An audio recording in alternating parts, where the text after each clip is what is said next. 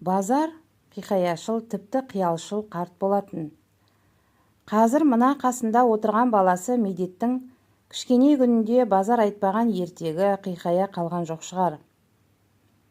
Ол әңгімелер ішінде кезеген ерге кездескен ат басындай алтын қандай көп еді. Ғашықтық сағымына бой ұрған сұлу жас жігіттің алдынан қашатын басы алтын арты күміс киіктер қаншалық еді. Тылсым есік тас қамаудың ар жағынан жер астынан табылатын дәл гауһардың ортасында отырған сұлу перизат шахзадалар бәрі мол еді. Жүрген аяққа жөргем ілінгендей боп, ерінбеген ер әлгі сұлуды алып қазына күреп қайтатын. Кім біледі, әлде тіпті бүгін инженер-геолог болып кен іздеп жүрген Медеттің осындайлықтан алтын байлық іздегіш болуына, сол бала шақта әкесінен естіген қиялдық сұлу әңгіме аңыздар себепші де болған болар. Бірақ бұл күнде ешкімнің ойында жоқ. Әкемен баланың көріспегеніне 9 жыл болыпты. Жас оқымысты инженер Медет өзінің оқу-өсу жолында әкесін ұмытқан жоқты. Өйткені Медеттің білгені мен көргенінің бәрі базармен жауласып, оған қайшы кеп, оны жеңіп, тонап отырды. Әкесі Ескендір Зүлқарнайда мұсылман деуші еді. Ескі Юннан тарихы оны бекер деді. Жерді көтеріп тұрған көк өгізді Коперник жоқ етті. Қазақтың түбі Мұхаммед пайғамбардың сахабасы Ахашадан тарайды деп еді. Оны моңғол түрік тарихы теріс етті. Дүниенің шеті Қап тауы, ол диюлар, перілер мекен еткен жер десе, дәл сол Қап Кавказ тауларына экспедицияда жүріп, Медет өзі үйленіп те қайтқан. Химияны ет пісіреуден білген, астрономияны космогония ертегісінен білген, тарихты лақаптан, ата санаудан білген, есеп ғылымын қой санынан білген, сияқты әлсіздікті Медет көп аяған еді. Әкесіне қазіргі бір тартымды шолақ әңгімеде де осы өңірді сондай мүмкіндігі ашылмаған жас өлке деген өзінің желі ойларының бір ұшығын ғана шығарғанды. Бірақ баласының бұл өңірді кішірейтіп сөйлегенін базар ұнатпады. Бұлар дөң басында отыр еді. Әңгімелері үйлеспегендіктен орындарынан тұрып, қыстауға қарай аяңдады. Базардың аласа ескі қыстауының қос мұржасынан кешкі түтін будақтап тұр. Баласымен дауласып келе жатып, базар оны таудың колхозшы шабандарға, аудан қызметкерлеріне айтып жүретін желі әңгімесінің біріне түсті. Дүниеде даңқы шықпаған жас деген немене сөз? Білмегеннің сөзі. Болмаса дәл осы өңір қадымнан мәлім дейді. Әкесінің қадымнан деген сөзінің тұсында Медеттің ойы қатар жарысты. Іштей жарысады. Қадым. Қадым деген адам есінде әлдеқандай ескілік көрінгені мен геологияға айтқызсаң сүт пісірім есепті дейді. Базар сөйлеп келеді. Тау атты Шыңғыс. Бұны атам заманнан атақты Шыңғысхан мекен еткен. Биігінің аты Қан. Ол тіпті өз қыстауының желкесінде тұр. Сонау Көктау орда. Шыңғыстың ордасын тіккен жері. Мінеки аудан тұрған Тау атты Қарауыл. Қолбасы батырлары нояндарының жортуылға шығатын биігі. Жас бола ма осындай дүние? Базар дауласып келеді. Медет дауласқан жоқ. Әкесінің қиқая дауында аса қыңыр екенін біледі. Базар сөйлеп келеді. Найман, Сыбан мен Тобықтың алысатын бөктері де дәл осы бөктер. Ода қадым заманда болған, жастығы қайсы, деп келеді. Медеттің ойы тағы өз желісімен тарихи геологияны бойлап келеді.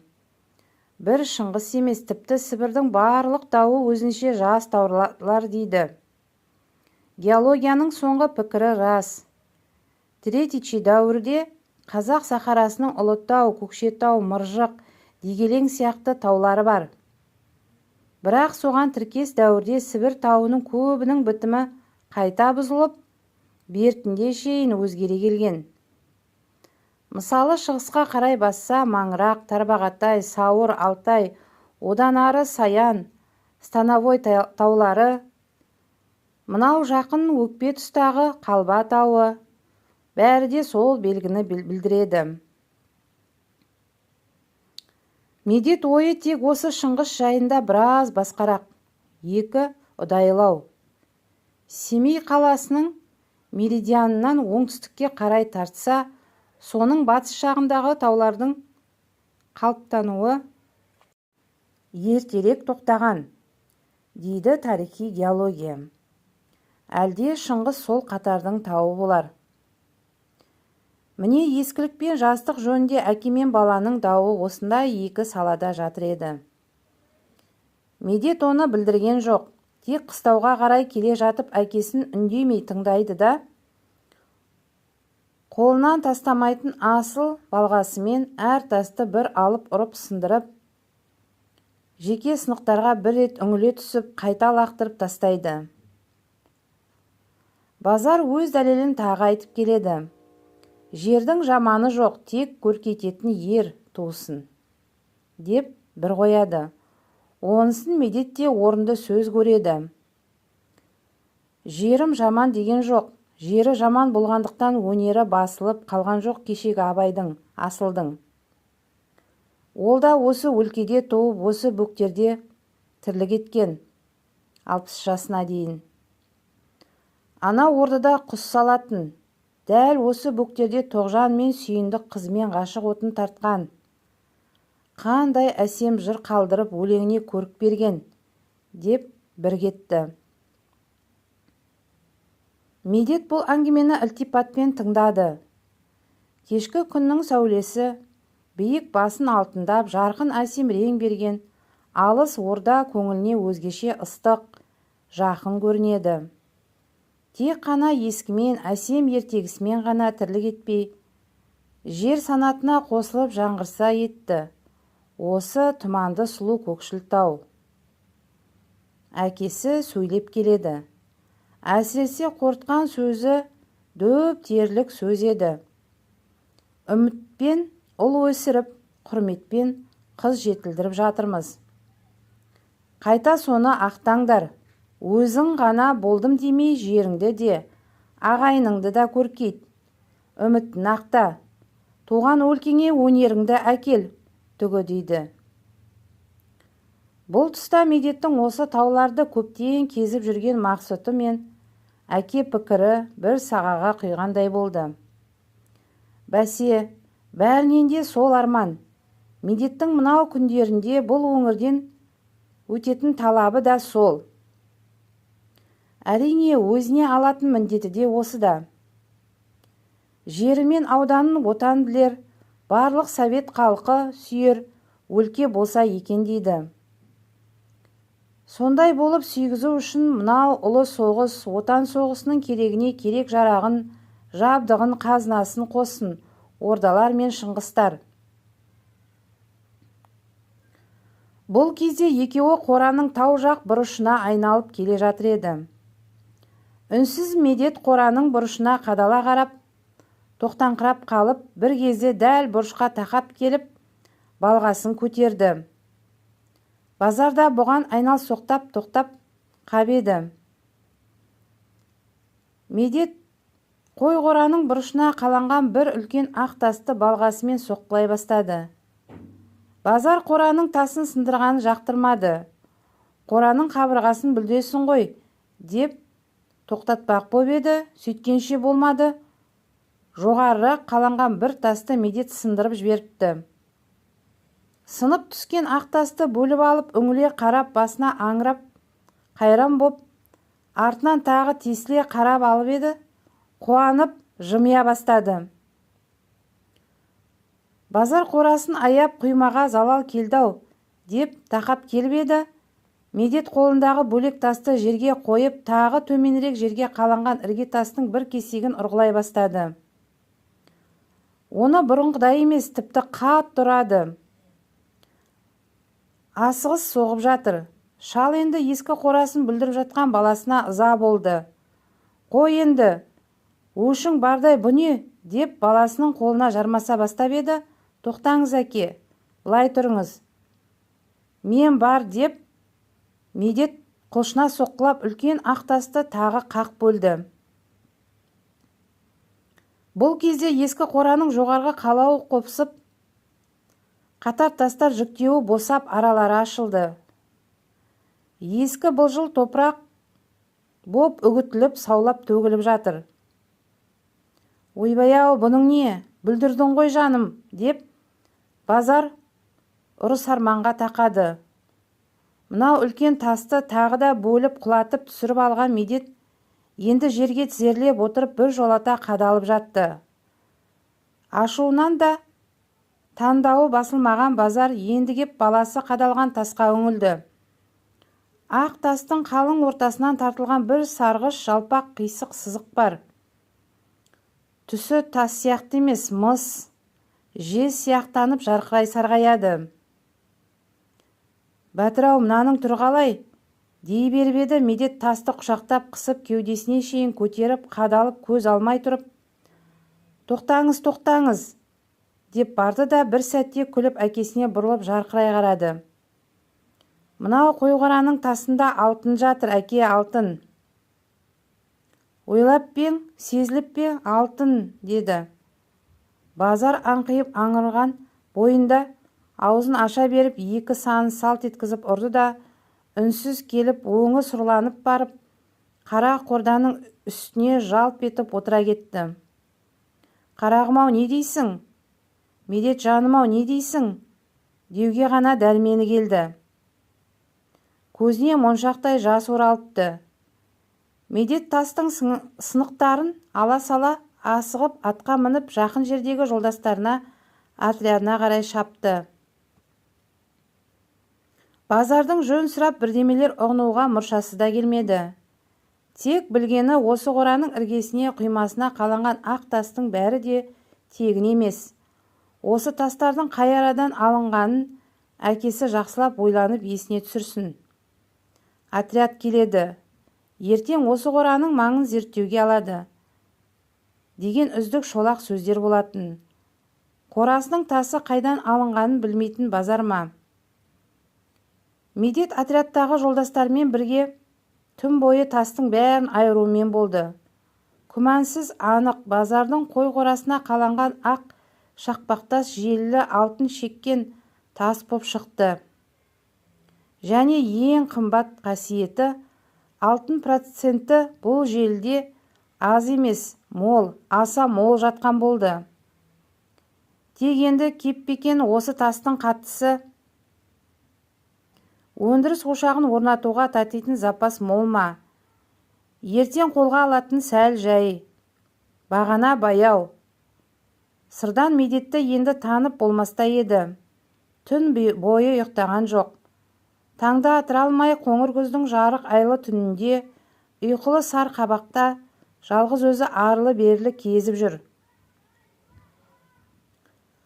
Бала шағында тайға шапқан, бұзау қуған, қозы қайырған бөктері, мынау жұлдызы қалың түнде анандай қалғып, түнерген қалың биік таулармен сонау ұзаққа шалқып кетіп бара жатқан сар селеулі өлкесімен қазір өзгеше ыстық, соншалық жақын секілді. Мейір қойын ашқан анадай, сағындырған салқын қоңыр түн осы. Сағымданып тұрған қиял мекеніндей. Жалғыз бөктерінің ақырын ескен қоңыр желі де жақсылық лебін үздіксіз үміттей майдалап сергітіп соққан сияқты. Дүниеде сыры ашылмаған, берерін бермеген үнсіз мылқау алып Шыңғыс тауы қазір мынау ай астында жеңіл көкшіл тұманға оранып тұрып, мырза сенімін білдіргендей. Медет қиялы әкел қиялынан ары болмаса бер емес екен. Бірде қиялшыл, бірде сергек, зерек ойы көп жайларды шарлайды. Сонау жауыздық пен игілік майдандасқан қан кешуде Қазақстан ұлдары алысып жатыр. Қазақстан фронтқа азық киім жөнелтіп жатыр. Жас республиканың барлық саналы қайратты тіршілігі ұлы отанның керегіне, көмегіне жарасам деп анталап, таласа барып жатыр. Аймағы үлкен Қазақстанның Алтайы, Жезқазғаны, Балқашы, Қарағанды, Қосшағылы, буырқана бұлқынып асығыс қарқынмен асыл бұйымдарын аттандырып жатыр. Отан үшін. Осы ойларының арасында Медет Шыңғыс, біздің алық Шыңғыс ше, жер иесі ерінді, жер үстіндегі малынды беріп қоймай, кенереңде тебіренсе не етер едің? Сен де отан мұқтаж болған мол қазына атсаң не етер едің? Деп жүрген. Жауға атылған 10 оқтың 8-ін Қазақстан жері береді екен. Сол сөреден сен қалсаң жөн бе Шыңғыс дейтін. Әлі де бүгін мына түнде соны айтады. Талай қайырып айтады. Тек күндегідей емес, бүгін бір үлкен үмітпен, сенімді қиялшыл үмітпен айтады. Ұйқысыз алағызған көңіліне алтын кенінің дүние жүзіндегі даңқлары елестейді. Әлемде әйгілі Франция, Америка қазбаларын, Англияның империясы қазынасын байтқан Клондайк, Колорадо, атақты құт қазынасы Родезия, бәрінің қатарына Шыңғыс атты тізілсе, Шыңғыс сыйы одақ, отан сүйіп, атарлық сый боп танылса. Ертеңгі қиял әңгімесін 70 жасқа жеткенше өмірлік қуаты етіп өскен базар шалдың алақандай жері танытпса. Атпасындай алтын іздегендерді ердің ері деп баласын жетілткен базар шалдың, колхозшы базардың баласы тапқан болса, қиялдың ұшы қиыры жоқ еді. Осыған орай қан биігінің бөктерінде базар шалдың қорасы да бұл түн тыным көрген жоқ. Қарашоқы колхозының қой фермасын басқаратын базар қарт бағана Медеттен айрылысымен, еш жиысымен фермасының барлық шабандарына, барлық әйел еркек көрші қолаң достарына, тіпті бар осы жердегі бала бауыр бәріне алтын жайын сүйінші етіп мәлім еткен. Содан бері кеш бойы базар қорасымен көршілес қыстаудың барлығында да әңгіме лаулаған қуаныш үздіксіз күлкі еді. Базар өзі де Медетке ұқсап қораның бірнеше ақтасын шабандар көзінше сындырып қараған. Содан бері жұрттың аузындағы ақтас қолдарының жабысқаны да сол.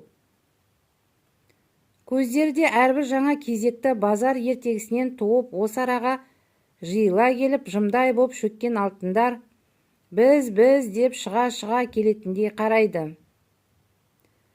Базардың ерте күннен көршісі туысы боп кеткен Көшпесбай деген жиені бар еді.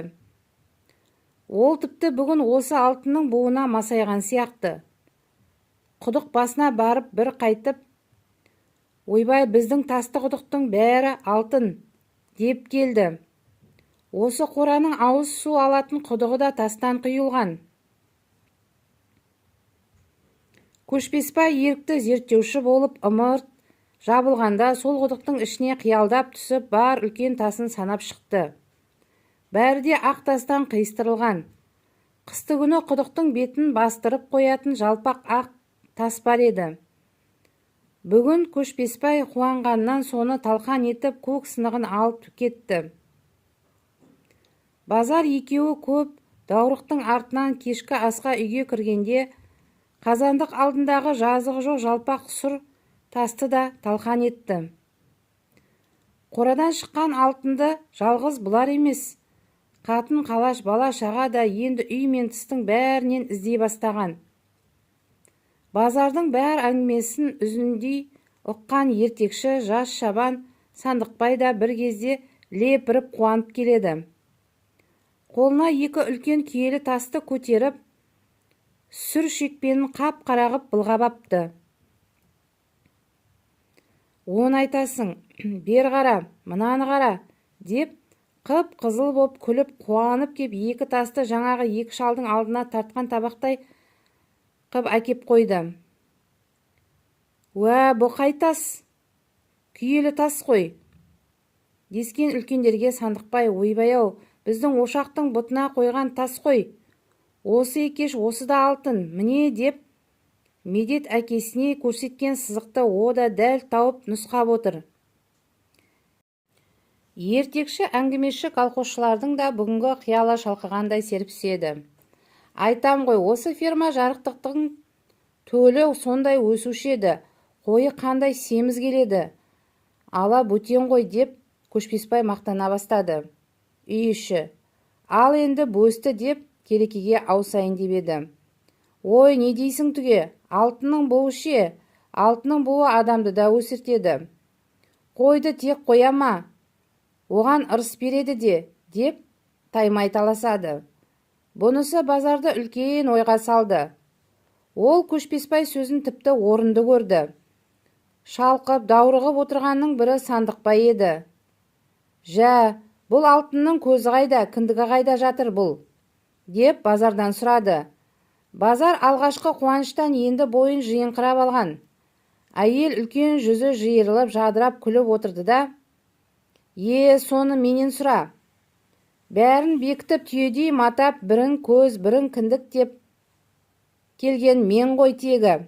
Менен сұра, деді. Үй іші Сандықбайды мазақ етіп күле бастап еді. Базар өзі бұл тұста күлген жоқ. Бір алуан өмір қиялын ойлауда екен. Жасым 35-ке келгенше кісі есігінде малшы боп, қыз айтқызып, қалың төлеп ала алмай, жар қызығын, бала қызығында кеш көріп ем. Пайдашыл боп ішкі жаққа барып, батырақ малай боп та жүрдім. Сақал шашым ағарғанша өзіме өзім жеткен күн көрмедім. Қор еткен жоқтық еді. Сонда әйтеуір тым құрса ауызбен мейір қандырайын деп алтын тапқан ырыстының жайын әңгіме ете берушем.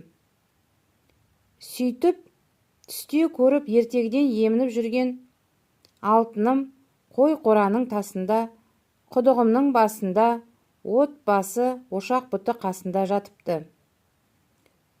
Мазақ етіп жаттау осы мені, деді. Үйдің іші базар жүзіне мүсіркей қарап қапты. Кей шабандар күрсіне түсті. Көшпесбай мойымас қарт еді. Ол жүдеген жоқ. Ырысың бар шалсың, не керек? Өзің таппасаң, сол 60 жыл айтқан алтынды табатын ұл тудың. Ол тапты. Не қыл дейсің? Деді. Базар оңай сергіді. Қуанып сергіді. Бұл ой әзір өз басына келмегенді. Бәлі, дәл айттың. Ұл тапқаным өзі, сол алтын тапқаным екен. Алтын менде болғанша елде болсын. Мені ұл қуансын, ұлым елін жұртын қуансын, деді. Бұл советтің ырысы бар деймін ғой. Жолы жөні елге жайлы болған соң солай ғой. Бағы ассын өзінің. Жауға тиген соққының бірі осы болсын. Қысқасы, кәрі шыңғыш екеш, ол да атой шыққан күндерде ел мен жұрттың көмегіне алтын қойын ашты дейсің, деп Көшпесбай Байсалды сөз айтты. Осы әңгіме кезінде кешкі ыстық асын ішіп шыққан көрші қыстаудың шопандары тағы да шулап келісіп жатыр еді. Барлық ферма бүгін старатель боп кетіпті. Көрінген кесек тасты аударысып қарау, бөлшек-бөлшек сындыру тегіс парыз болғандай. Келгеннің бәрі енді базарға бірдеме айту қажет сияқты көреді. Бірақ әркім әр алуан сөйлейді. Біреулер базарға қайырлы болсын айтқан, біреулер әлденеден көңіл қос айтады. Ертеде таппай өмірің жоқтықпен еш боп өтіп еді дегеннен болса керек. Базар бұнда екі алуан сөздің екеуін де бұл күште үнсіз қарсы алды.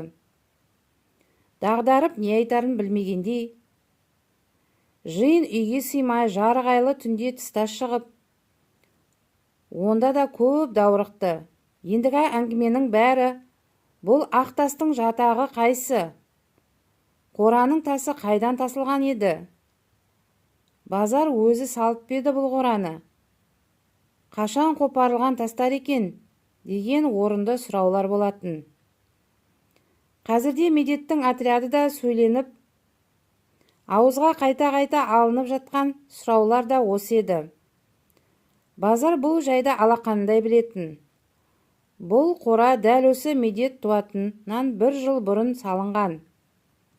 Ақ тасты қайдан тасыды дейсің?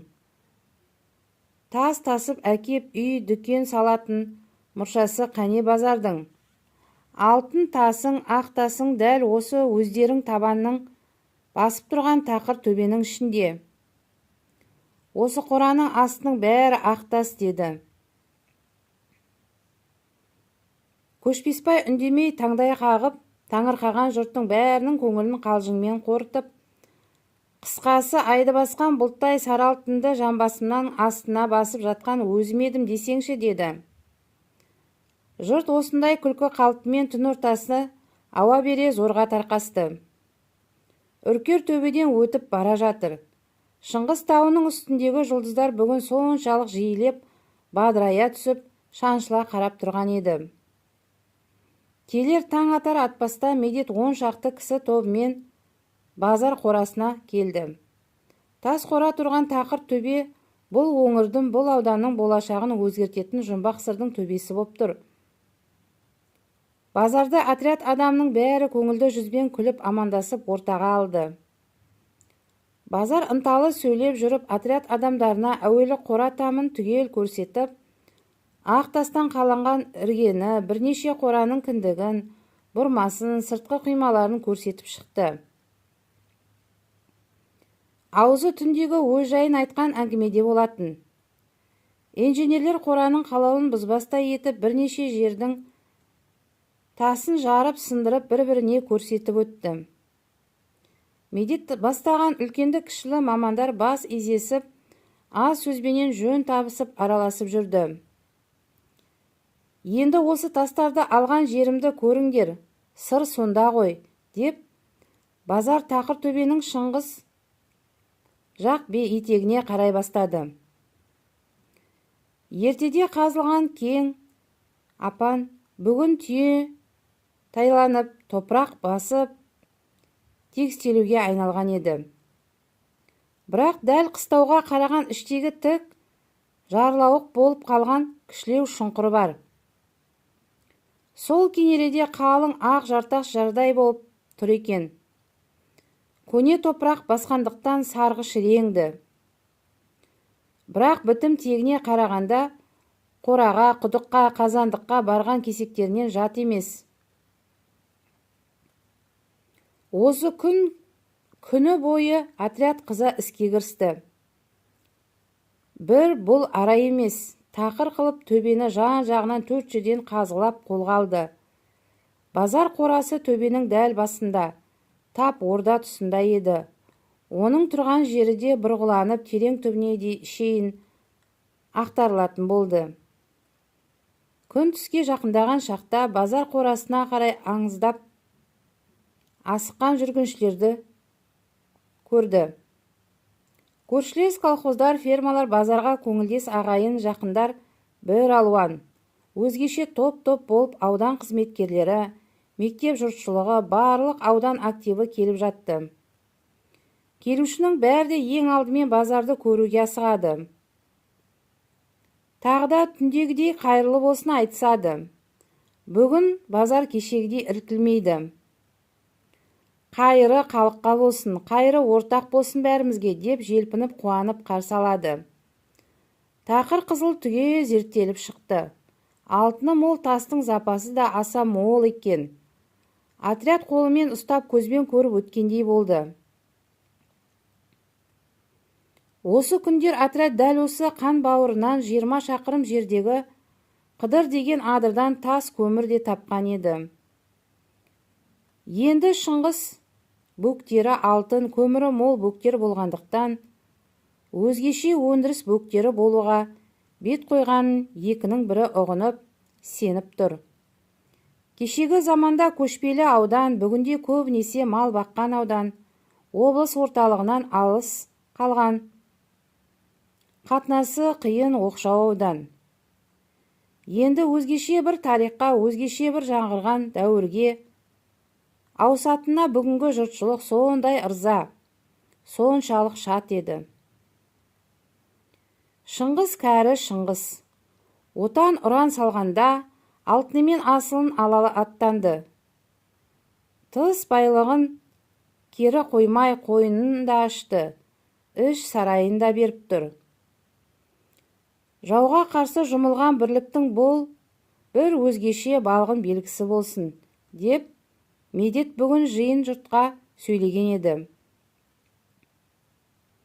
Сөйтіп базардың қиялы, ертегісі, шын алтын табысқа, асыл өндіріске әкеп қосылған күні, Ұлы Отан соғысының майданынан алыста, майдан түгіл облыс орталығынан да жырақта жатқан, қатынас жолдарынан қиғаш жатқан алыс түпкір ғасырлар бойы үнсіз Шыңғыс бөктерінде де патриоттық үлкен қызудың, шын жалынның қуанышты, жарқын куәсі болды.